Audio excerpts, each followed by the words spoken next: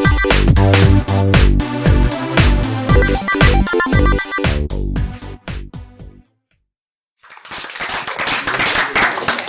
you, everyone. Thank you, David, for having us.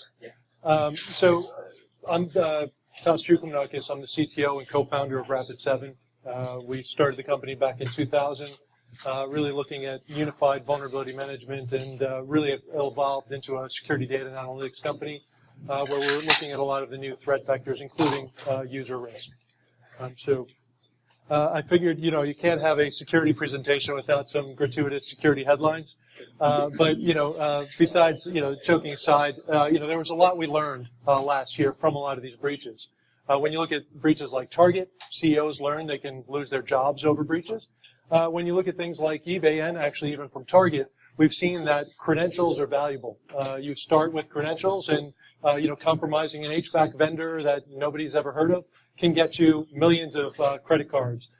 So again, a lot of lessons learned and really a shift in the way I think the broader media is now looking at this and quite frankly security practitioners, although when we start looking at the data underneath, we've seen this as a steady transition over the years. So, before you can really dig too deep, you really have to understand who are the bad guys. Who are the people you need to be worried about? Hacktivists, of course, we hear about them every so often, whether they're, stealing tweets for the White House or, compromising websites and defacing them. These folks are out there.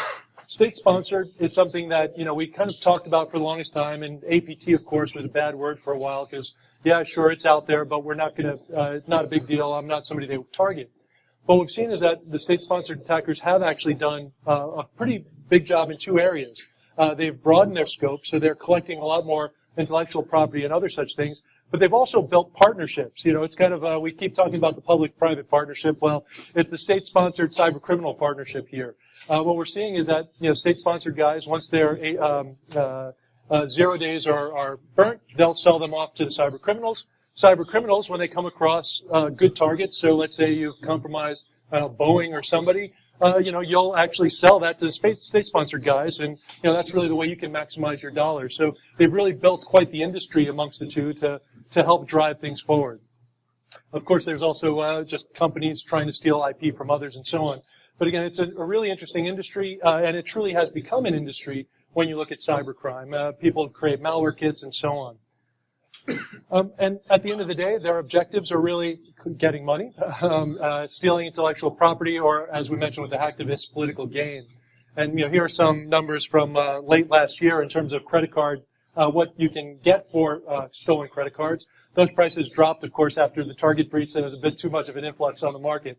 But again, there's a lot of they can still make a lot of money. And even, for the things where they, compromise grandma's computer, great, not a great target, you can't sell it to APT, but you can recruit them in a botnet. And, of course, more recently we've heard about the Internet of Things, washing machines and refrigerators that can contribute to botnets. And again, this is really becoming a reality that all of our interconnected devices are being leveraged by criminals for various means. And when you take a step back and look at it, okay, well, as a business, what do we need to do, and what do attackers have to do? Really, the economics behind it favor the attacker. Attackers, as we mentioned, they can do a lot of cheap things to figure out just what they can compromise. So, again, whether this is scanning the Internet for POS terminals that are publicly accessible with default credentials, that's a very easy thing for them to do. It costs them pretty much nothing. To do campaigns, social engineering campaigns, targeted campaigns and so on, again, very cheap. Once they've figured out a target that's worth investing in, that's where they can spend their money to escalate that and really get down to their final target. But again, it was very easy for them to cast the net and decide where they're going to spend their money and time and resources. For businesses, though, we have a much harder problem. First, of course, is empowerment. All of our users, thanks to their iPhones and other such things, feel empowered. They feel like they can and should be able to do anything, right? They can, and of course with more of these service providers, SaaS and otherwise, it's very easy to spin up a new service. IT says, or security says no, fine, I'll just go do it myself and, put in my credit card, and now I've spun up an entirely new service, a new marketing department that nobody knew about, or again, some other fancy service that I wanted to bring in. So, IT and security can't say no because no guarantees you're going to build this shadow IT org, you really have to figure out how can we tie that in and actually start securing our empowered users. And again, this is really a risk trade-off where you're going to have to focus on what are the things I care about and need to invest in, what are the things I don't need to invest in, and again, continue to drive that balance, which again, today is certainly shifted more towards the attacker. And of course, once upon a time, networks were so easy to secure, right? We had a physical network with a bunch of routers, switches, servers, firewalls, very closed environment, and that's really all you had to care about. People invested in their perimeter, they invested in controls around that, and it was kind of easy to see what was going on.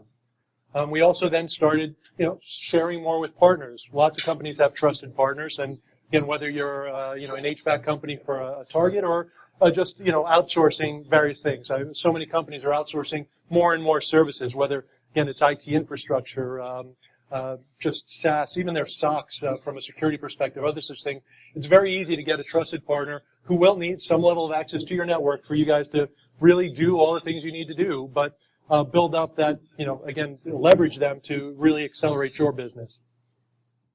As we heard earlier, mobile devices, right? Again, everybody has a laptop or a mobile device or tablets, and they've really dominated recently. I travel a lot. I've gone for days without turning on my laptop because I can do pretty much everything I need to on my phone. So why bother turning on the laptop? And this is a culture that we've gotten into where, again, it's very easy to do all these things.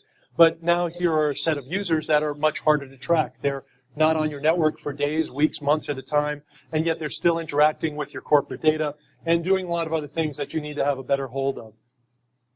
And I touched on this a little earlier, but again, the services, whether, again, it's Amazon or other providers, infrastructure, platform, SaaS, all of these things as a service. Again, we're putting a lot more. It's easy for these people to interact with it. Again, a laptop user, if you have all, Salesforce or other such things, or mobile users, they may never cross into your environment and still get all of their work done. This is kind of how the enterprise has evolved, and it's no longer a simple thing for us to secure, and we really have to change how we think about things to get there. So, of course, we have our attacker here, and again, in the old days, first thing they could do is go through your firewall, and of course, firewall technology is overall pretty good, WAFs and so on. So that might block them from doing certain types of attacks. Whoop, this pulled out is bad. I'll just jump a few. Things like IDS, that was kind of, when we evolved from firewalls, we had IDSs in place to see what people are doing, IPS to block things. From there, of course, lots of noise, lots of things to deal with, so SIMs were put in place to kind of trim down some of that noise and start trying to provide more analytics. But at the end of the day, attackers realized, I don't want to spend a lot of time investing in evasion techniques for firewalls, IDSs, SIMs, AVs, although, again, that seems to be an easy one these days, and so on. I'm just going to go after users. And when I go after a user, well, you've actually built your infrastructure to support users getting into your systems. Of course, you have to let them access, the VPN, access your corporate services that are in the cloud or other areas. So it's very easy for an attacker to get a user, and once they're compromised, the user's credentials truly go under all of your radars because they're doing things that you've generally built your network to support. And when we look at statistics, first, of course, Gartner, people continue to be the weakest link in the security chain. And this is something we've talked about for ages. But another infographic I'd input here is, if you send out 10 emails, you're pretty much guaranteed at least one user is going to click on it. So phishing has become a very simple thing. And as the Verizon breach report showed this year, that was the number 3 threat action. The number 1 threat action was stolen credentials. Again, the idea is that once you compromise a system from any means, it might have been phishing, might have been an actual vulnerability, you steal credentials from that box, you can actually harvest more credentials, get onto the next box, and keep moving around the network, keep harvesting more credentials until you get to usually the keys of the kingdom, domain admin credentials. Once you have those credentials, game over, you can really steal anything and everything you want. Now, from a defender side, it's hard to detect these things. And whether that's, overload of alerts, Neiman Marcus, 60,000 alerts. I forget how many Target said. But again, when you have tens of thousands of alerts coming in a day, there's no amount of people you can employ to actually make heads or tails of this and really decide what makes the most, what are the things that you need to actually take action on. And most organizations I speak to, they generally don't have that large of a security team. Actually, Target has a big security team. They've invested a lot in security, and look what happened to them. a lot of more companies, they might have a couple of people working these functions. And again, it's very easy to get overloaded very quickly. So when we really look at, kind of today's attacks overall, the economics of security favor the criminal, right? It's very easy for them to find those targets. The attackers are also increasingly relying on humans and deception. Again, these phishing attacks, but compromise a user, and then you can really fly under all the radars. I touched on this earlier, but the state-sponsored APTs. The other thing we really saw, again, with the target breach was a big change. This was APT-style activity from cyber criminals. So they do learn. Again, lots of people like to say, cyber criminals, think about malware, phishing emails, right? Phishing emails in the past, typos everywhere and so on. And we would say, dumb, they really weren't intelligent, but they actually were intelligent because those emails, if you actually bothered to click on that link, they were pretty much guaranteed they could install a Trojan, could get your credentials, could steal your banking credentials. So that was actually a tactic. Now, for the more sophisticated users, they've built, again, campaigns that are far more sophisticated. And, there are things that I've seen that it's like, yeah, I'm actually tempted to click on it. I don't, but, they've gotten a lot more sophisticated in the types of phishing campaigns that they provide. The other thing that I didn't really talk about that's important is that once an attacker gets inside, again, whether that compromises your web server, whether that compromises one of your end users, they are now an insider. And most organizations haven't built their infrastructure to care about insider attacks. And this is a serious flaw because, again, in the business's viewpoint, insider attack isn't a risk that we care about. And you may have the most trustworthy employees in the world, but what that fails to cover is that, again, that once an attacker has compromised any of your users, they're using that user's credentials and going around your network, doing things that normal users do. So if you're not monitoring users for the appropriate level of privileges and access, if you're not looking at, hey, this computer shouldn't be talking to that other computer, all these types of things, these are all the kinds of things that you're going to miss. And again, traditional setups, people who don't care about insider attacks, those are all the things they're going to miss. Another Lockheed Martin research was around intrusion kill chains. And actually, I'll just jump into the next slide. This is a methodology where really what we try to do is look at, okay, well, what are all the different points that attackers go about their behaviors, and what are the things we can do at those given points to stop them? And the idea here is let's make it, and I shouldn't even say stop, detect them, deny them, disrupt them, deceive them, or ultimately destroy them. But the idea is that we want to at least make their job harder, ultimately make it impossible. But the more time and effort they have to spend kind of getting around your controls, the more expensive it is for them. And frankly, they're just going to move on to the next target. I've dealt with a lot of, law firms and others where they just want to make sure they're not the lowest man on the totem pole. As long as you're doing better than your competitors, they'll go after somebody else. Unless there's a real specific reason they need to target you, it's pretty easy to say, I'm just going to stay ahead of the next guy. So looking at user-targeted attacks, or actually just attacks overall, the two really most common paths we see is, as I mentioned, going against users. And users might be browsing the Internet. And when they're browsing the Internet, and we've seen Yahoo do this, Microsoft do this, others do this, accidentally, of course, but, malicious ads, malvertisements, as they like to call them, it's pretty easy to get that stuff injected, and somebody goes to the website that they trust, and they will get infected with drive-by downloads. Of course, there's also the more strategic compromises. So, websites where we know, and actually I used to live in Los Angeles, El Segundo, where a lot of the defense contractors were. And what I would love seeing whenever you would go to like the Chinese food restaurants and all that, almost always, every site you would find malware PDFs. And the idea here is, of course, that you're going to find somebody from the Boeings, the Lockheeds, the Raytheons, pick your favorite contractor who is in that area, who wants to buy lunch, doesn't realize they've just downloaded a menu that has malware in it, and now they're compromised and they've gotten their foothold in your environment. The more standard social engineering, if you will, your phishing campaigns, right, where you click on a link or open an attachment. And one of the other things our professional service team loves to do is just drop flash drives, at an entranceway or in a parking lot. Somebody will inevitably pick it up, stick it in their computer, and you've got your back door in. So, again, these things are always happening, and that's really kind of your user vector to a compromise where, again, once you've now compromised them, you can get malware for all kinds of fun stuff. Stealing more credentials, backdoors, command and control, RAM scraping for POS devices, you name it. The other side of this is the attackers going specifically after targets. So, and again, this might be, mass type things where they just scan the internet for a given vulnerability, look for the latest PHP or, some other kind of Joomla or other such vulnerability. But they scan these things, they get an exploit, and from there they might install a web shell or other such thing and eventually try to get to a place where they're stealing administrative credentials from people who might log onto those boxes or other things and, again, continue on from there. The other thing they'll do is leverage weak or stolen credentials. And again, so many applications connected to the internet with default credentials. We actually have our labs team which scans the internet on a weekly basis, and it's just amazing what you find out there. And again, we're doing this as a research project where we're informing the community around a lot of these types of events, but it's, again, just mind-boggling how much stuff is out there and left in default configurations and so on.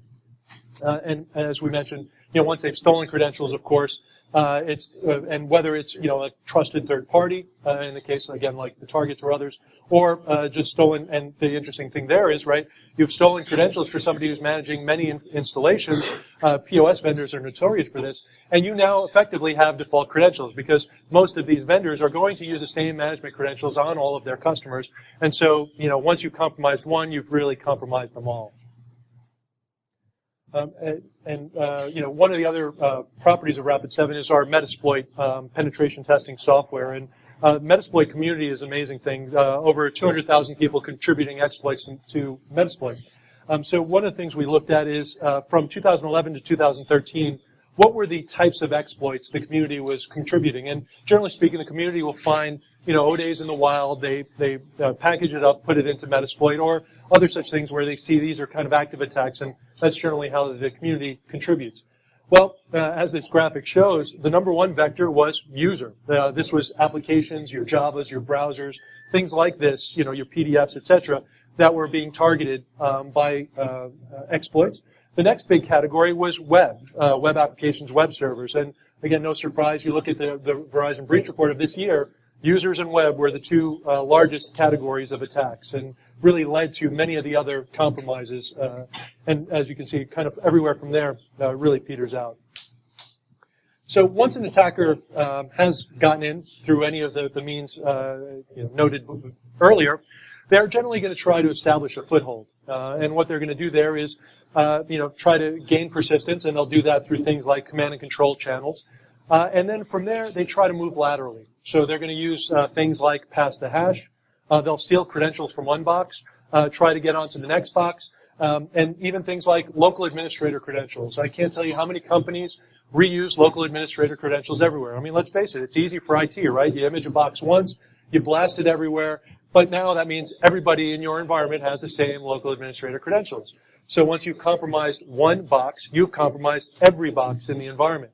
And this is a technique we see over and over being used by these folks who've compromised networks. And once you get onto a box, even if you haven't gone through that mechanism, they will generally kind of survey the land, see how far they can go, and then from each of those boxes, see, okay, what credentials did I get? Have I gotten administrative credentials? Great. Now I can, again, escalate privileges, do further. So this constant cycle of kind of getting further and further. And we talk about data exfiltration, and it's amazing that, we talk about, people often think about encryption and all these things, that it's covert. We rarely see them actually using covert channels. It's easy for these guys to get by. So one of the things, and I've touched on a few of the points here, when we apply the same kill chain analogies, we can be applying a kill chain analogy to user-based attacks. And again, what we can think about here is, okay, harvesting credentials. We know that credentials are one of the biggest targets for both the APT folks as well as the cyber criminals. They're going to phish users. They're going to scan public breaches. So, again, your Adobe breaches or your eBays, et cetera. There are massive stores of compromised credentials out there that the black market circulates. So again, it's pretty easy for them to find these things and reuse them. If they've compromised a system through an actual vulnerability, they'll install malware, harvest credentials, and move on from there. Or, of course, they can always involve insiders. I think insider attacks still constituted like 14% of breaches. And again, so that is another vector that they can go after. Once they're in the network, they're going to try to access it remotely. They might use things to hide themselves, like Tor, proxy nodes, and things like this. But again, these are the types of things where you should be looking and you should be able to see them. And understanding where your users normally log in from, what they're doing, et cetera, are indicators where you can see, is remote access to the network happening that shouldn't be happening. The next step we often see is that they're going to scan the network. And again, through their command and control channels, they now want to start going further, move from system to system. So they'll start testing local accounts. They'll start looking for additional privileged accounts and kind of trying to escalate their attack vector there. Then they might, pivot, go from one system, fine, okay, this got me pretty good stuff. Now let me go to this other system and again continue to compromise where they eventually get to their ultimate target. So they're going to start scanning the network for more assets, get to those critical assets, and then finally start exfiltrating their data. And usually that's going to be either to a jump point, and from there they might push it out to a cloud or other such hosting provider. And more often than not, they're just compromising a host. So it's not, that they're going to malware.com or, something like that and sticking their data up there, but they'll compromise a legitimate-looking website and use that as kind of that proxy point where they're filtering the data there and then taking it off from there. So how do we actually deal with this? One of the philosophical shifts we've seen is that, well, first off, determined adversaries will always get in. I talked about, if they truly want to get at you, as long as there are others like you that are good enough for them, they'll move on to the others, right? If they couldn't get into Target, I'm sure, well, obviously they went into Neiman Marcus. I'm sure they would have continued on the chain for other targets till they could get in. But what we're seeing now is a shift in that most companies try to spend a lot of money on prevention, try to do a lot around prevention, and frankly, prevention is something we still need to do, but it isn't the only way. And what we've got to start doing is thinking about how can we detect and contain folks, because quite frankly, again, the ones who are determined enough will get in, and we've really got to move past that and then start looking at how we can move on from there. So some of the things we can do from a controls perspective is really start controlling traffic and monitoring this traffic flow. And this includes various things. So we talked about many cloud services, but even cloud services, you can have those be only accessible from your private network and then require VPN access into that. So once you start consolidating more of these ingress and egress points and making it kind of a funnel where you can actually put in your controls and see what's going on, that makes it easier. Of course, there's also things that you can do to integrate into your cloud services. So be it authentication services and other such things, there's lots of capabilities where you can tie in and, again, gain visibility of access through those types of mechanisms. We've talked about the perimeter expanding, and really, again, you've got to apply security controls closest to the resources you're trying to protect. Perimeter doesn't exist, or perimeter is expanded. You can look at it both ways, but again, just having firewalls isn't going to cut it in today's day and age. And when we look at logging, this is really one of the biggest gaps we see, especially with products like SIEMs, where most users will collect logs from all of their critical assets. They might be collecting logs from firewalls, VPNs, things like this, but they often aren't collecting logs from endpoints. And when I talked about the local administrator attack, those are the types of things that attackers are doing to fly under the radar. They're actually authenticating from box to box using local accounts. And once you're doing these local account authentications, those aren't getting logged anywhere except on that endpoint. So if you haven't included the endpoint as part of your logging strategy, which, again, many organizations haven't, that's a pretty big gap in kind of the visibility you need to understand these types of attacks. In terms of network services, again, DNS is a common channel where you can start seeing traffic to malicious sites. We also see exfiltration through DNS, command and control channels, other things. So these types of protocols are great places to look and monitor to see, as well as, of course, all your traditional, your file directory services, databases, et cetera. I already touched on cloud services, but, one of the things that's worth looking at is look at your cloud service providers and see how seriously are they taking security. Like when you look at somebody like Amazon, they are all in, right? They're doing a lot with security. They have Cloudflare, so you actually have access to your own authentication logs, and everything is now logging into Cloudflare and so on. So they're really making it a lot easier for you to see authentication events and activity logs for everything going on. There are other companies that, don't do anything. It's a black box. And if you don't have that visibility into who's authenticating into your cloud services, who's doing accessing sensitive files, et cetera, again, that's a big gap for you. And then finally, of course, are the security controls. And there's plenty that people have deployed, your IDSs, WAFs, DLPs, et cetera, malware protection. Some of the things that people don't do enough of are things like honeypots. Again, when we look at the types of activity people do, and honeypots are hard to stand up, I get it, But what you often find is that they're scanning your network. They're authenticating as trying to brute force all the accounts that they compromise from your directory servers and so on. And so a honeypot actually is a good means for catching these types of activities once they're in. And of course, that's great for kind of what we can put in place, but the first step, actually, I probably should have put this one first, is understand your organization, because if you don't understand your business, you don't know what's good, what's expected, and what's not. So really, you've got to baseline your IT and your user environments and really understand kind of what is our inventory, what are the outliers to that, what gaps do we have in our coverage, and then start looking at tying back really all activity. I've heard from so many people where they don't have any control over IT administrator scripts. Like IT admin scripts are doing all kinds of crazy things in their environment, and all kinds of configuration changes, all kinds of pushing software updates and so on. But this is an easy vector. Again, when you look at Target, as an example, you can't deploy malware to 20,000 or however many stores they had in a short amount of time without taking advantage of some of the same controls and capabilities that IT teams do.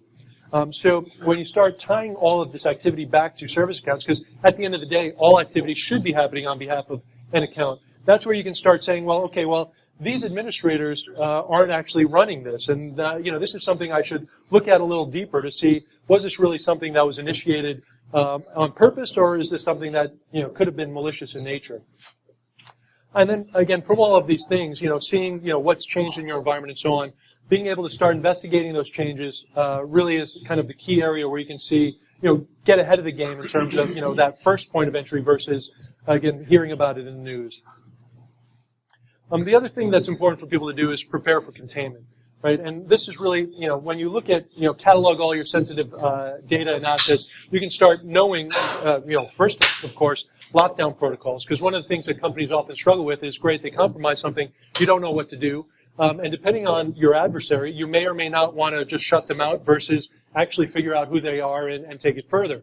So, knowing how you want to deal with a different incident, whether you want to actually quarantine, whether you want to start pushing them down into a more segmented area where you can get them to waste their time while you do your homework. Again, those are kind of different techniques where you want to game plan those things and have all those processes well documented. And so part of that is identifying all the points of contacts. Again, what are the protocols around quarantining and so on. And of course, evidence protection, because so often we hear, yep, malware infection wiped the system. But if you don't know if that was a targeted attack, they're just going to keep going system after system, and you miss one, and you really lost the opportunity to get ahead of that particular attack. And I mentioned, don't forget the basics. So when we look at the basics, we also want to limit user temptation, right? Phishing campaigns, tactic number 3. How do we do this? We can actually start training our users. So user awareness training, providing tips, advice. It doesn't have to be in their face, but again, whether you're using an actual program or just sending newsletters. Hey, we're seeing these types of attacks, or did you know? Those kinds of things. Users actually will learn. Within our organization, we've seen a big influx of we've got a sales organization, right? Probably the scariest people on the universe. Send them a PO, and of course they're going to jump on it, right? But you can start teaching them what are things to look for, and what's suspicious, and how to interact with the security team and get ahead of these types of attacks. There's also, of course, technology to reduce spear phishing. I mean, everybody should be using, be it sender ID, SPF, DKIM, or there's so many mechanisms we can use to limit some of that noise getting to users. And then, of course, the network controls. We talked about the endpoint controls already, which I think are critical. But again, getting more and more of these network controls in place also helps see a lot of this and stop a lot of this. The other thing we can do, and again, really looking at our users, is how do we reduce exploit exposure? Because again, when you look at it, yep, the most advanced APT folks, they will use 0 days. But frankly, the vast majority of compromised systems are not coming from 0 days. Most organizations, they're doing a good job of automating the deployment of patches, or at least are aware of where they stand on the security lifecycle for their servers and various other systems like this. But very few are really engaged at the right level when it comes to their endpoints. When you look at the number of targeted applications, there's really a very small number, right? It's your Javas, your browsers, your Flash, your readers, things like this, and it's really not an unsolvable problem for us to stay on top of these controls, again, the well-targeted applications, and keep that going for our endpoint users. The other thing, again, passwords, right? So many people leave systems up with default passwords or weak passwords, and this is something that's very easy, and I have seen many organizations really make this we're going to root out default passwords. Every time it pops up, that's immediately taken care of. And so you've got to get to a place where, rather than dealing with whack-a-mole, you've leveled the playing field, gotten rid of all of this, and able to move from there. Other things to make it harder for attackers, limit administrative privileges, password reuse. I mentioned the local admins, user account control. Again, and a lot of these things don't even cost you anything. DEP, ASLR, EMET, exploit mitigations.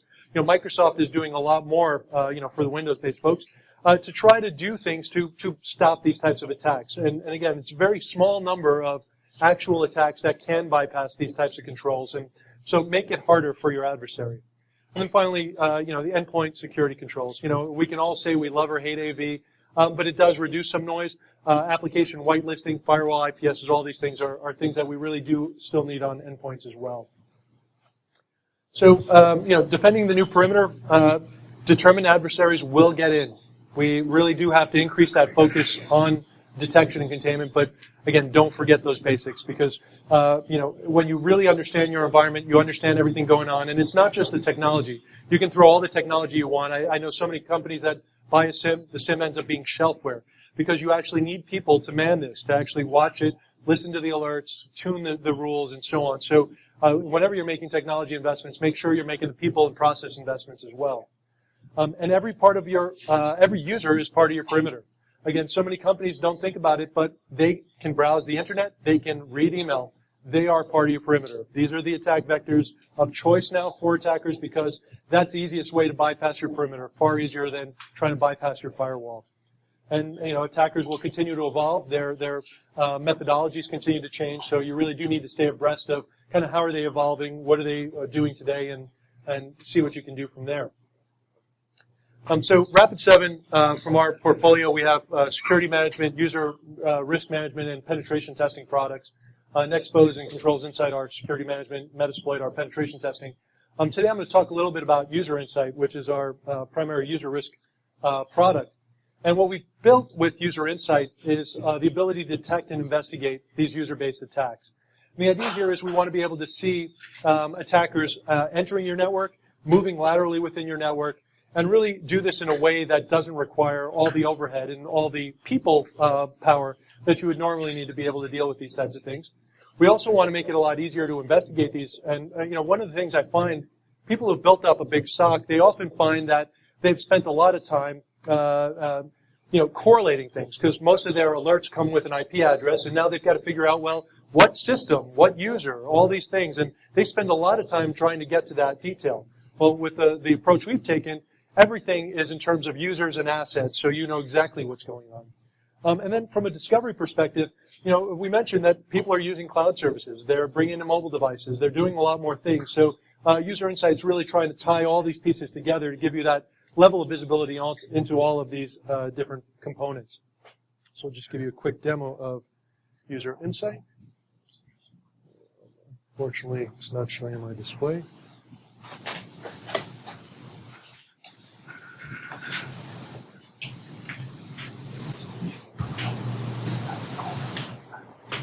So what we've done with User Insight is really try to give you a focus around alerts, so the types of incidents we care about. And again, at the end of the day, everything tied back to users.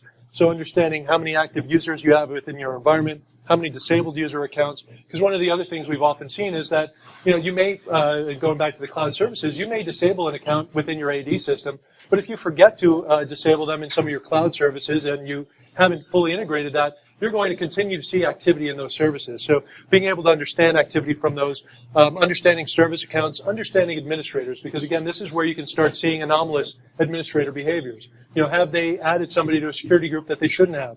Are they doing other things that, really point out compromise of an administrative account? So we've also built out this chart here where you can start seeing ingress from different locations. Now, if these are all your locations, that's great. If you have users traveling in these locations, that's great. But what you can often find, a company that I've spoke to, they had requirements where everything has to happen in the U.S. With User Insight, they actually saw activity coming from Pakistan.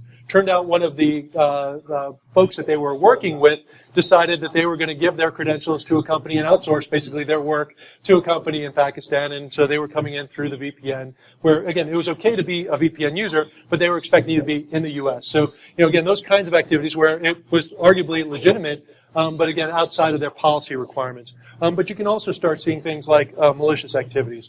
I'll just dig into incidents a little bit. So some of the things we mentioned is really around lateral movement and understanding kind of what things are going on. So when we look at compromised credentials, there are types of activities that we can see. So, I mentioned authentication attempts from disabled accounts. We also are tracking things like network threats. So do we see DNS activity to malicious locations that we know are being used by malware kits or other kind of crime folks? Things like password resets or other such things that might indicate potential compromise. Authentications from, here we go, the lateral movement with local credentials. So these are some of the more interesting things where you can start looking at, okay, well, why would this user try to authenticate to 3 other systems? And this will give you more details when you click on it. But you can start seeing that, okay, well, this one user started here. They tried to log into 3 other boxes using these credentials. And in some cases, they even failed to access. Actually, in all 3 of these cases, they failed to access these particular systems. But if you're now looking at that, again, those endpoint level credential authentication logs, you wouldn't be able to see these types of attacks happening.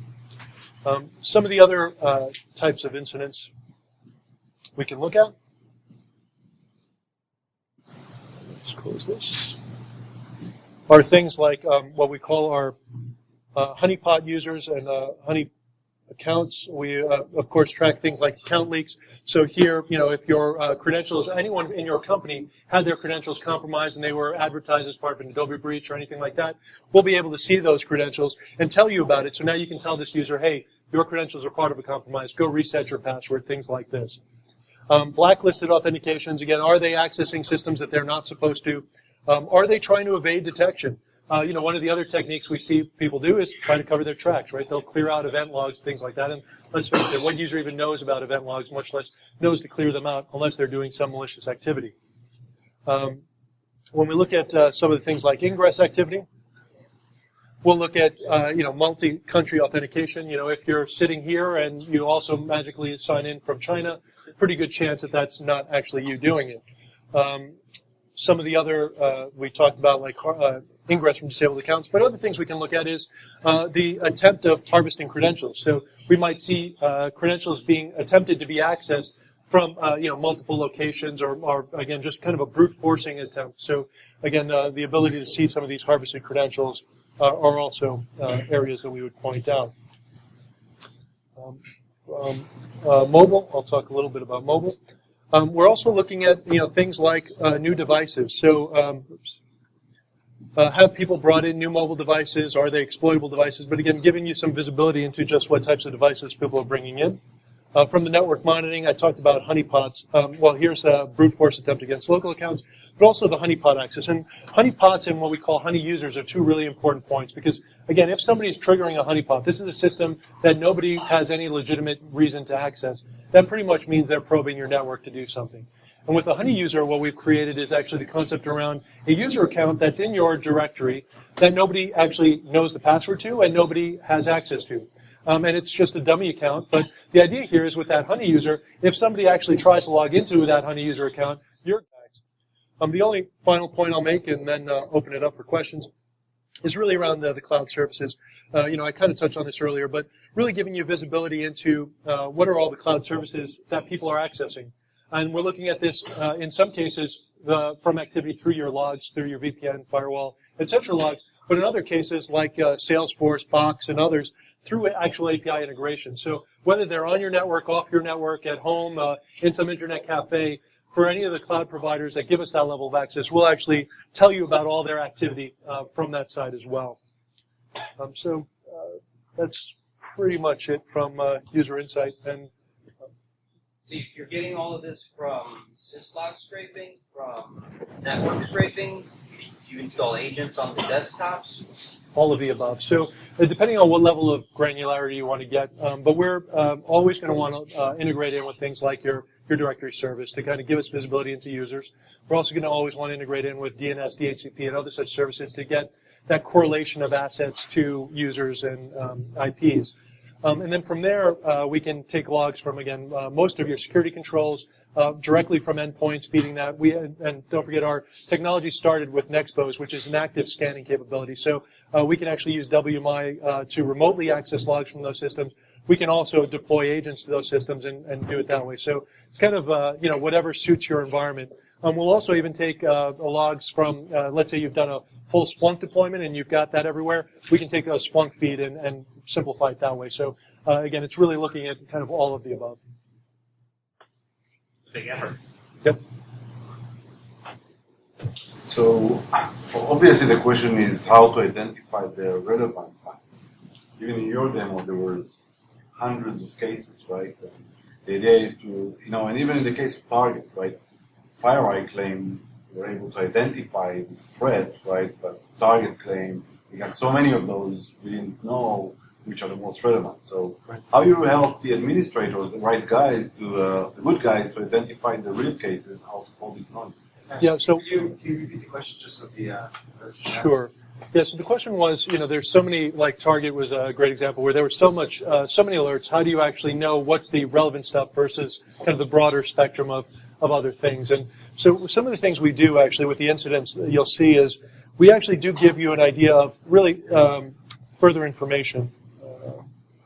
Actually, I want to close this one, but oops. I'm trying to understand what I'm saying here. But for a given incident, before we close it, this is probably just a bad example, but for incidents, we'll actually tell you kind of what are the things that would never be things to ignore, right? Like brute forcing a local account, that's safe to say that would never be something you would want to ignore. Honeypot access, things like this. So we're going to try to give you kind of more insight into the things that you should really never ignore. And then from there, and what we're trying to do is also hide all of the rule creation from you. So the idea here is that, for things that you say, okay, well, you know what, administrative capability, so, somebody resetting passwords and all that, I don't actually want to treat that as a first level indicator. You can just disable those. But again, we're trying to give you actually the insight into what are the things that you just never want to disable, and what are the things that, again, you could disable where you want to spend that extra effort. But the idea is that we're not going to alert you on all that noise because, again, there are a lot of things that, are borderline, and we're not going to tell you about the stuff that's borderline. We're going to see the more positive indicators. And, one of the examples, actually, we threw a lot of our PSO team, and we have some really high-profile pen testers on our team these days, and we actually, within 45 minutes, were able to detect some of even their stealthiest activity with user insight, with some of those key indicators where, again, to your point, there's stuff that you could have ignored, but then there are certain indicators that really can't be ignored. Last question. So using your honeypot user example, somebody's scanning, they're trying to log on interactively with that. Do you have any remediation to, okay, they're doing it here, so let's block that IP or that attack elsewhere across the enterprise? Or is it mostly informational? Yes, the product today, absolutely. It will give you the details about who's doing it, what's going on, but the intent is you're using another system, be it, again, firewall, whatever the case is, but, yeah, it's not blocking. So, I guess it's a two-part question. Are you doing anything to prevent the logs themselves from being an attack vector? Maybe someone injecting a banner ad that has a virus in it into the logs that when they open up in the web interface, all of a sudden, one of the IT staff's computers is now infected? Yeah, absolutely. We go through several levels, quite frankly, of normalization and scrubbing and so on. So, yeah, absolutely. Okay, and the other question was just, are you doing anything to log physical devices like printers that might be getting exploited? So that's interesting, and that's actually one of the other common kind of PSO attack vectors. So yes, we're going to see network activity coming to them. Again, we don't necessarily have an endpoint agent, on a printer, but we'll see activity through other means. Thank you very much. Great. Thank you.